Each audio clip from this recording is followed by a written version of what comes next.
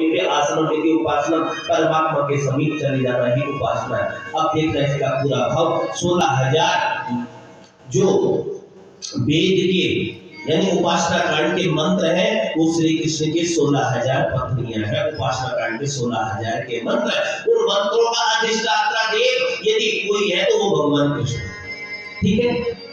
और 100 प्रकार के उपनिषद होते हैं जिनमें कृष्ण भक्ति का प्रतिपादन किया गया है। उन उपनिषदों के अधिष्ठाता देव भी भगवान कृष्ण है।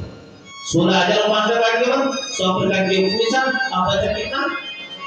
8 बचा, ठीक है।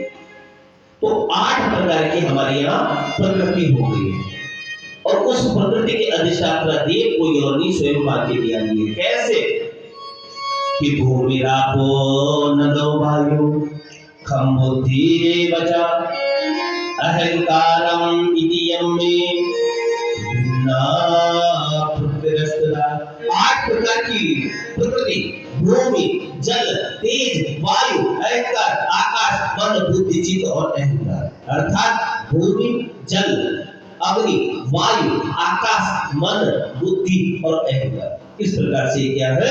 8 प्रकार की प्रकृति। जीव, अब यहाँ पर बात आ जाती है, इसी में आपका एक मंत्र और दो कर देते हैं, जीव और ईश्वर।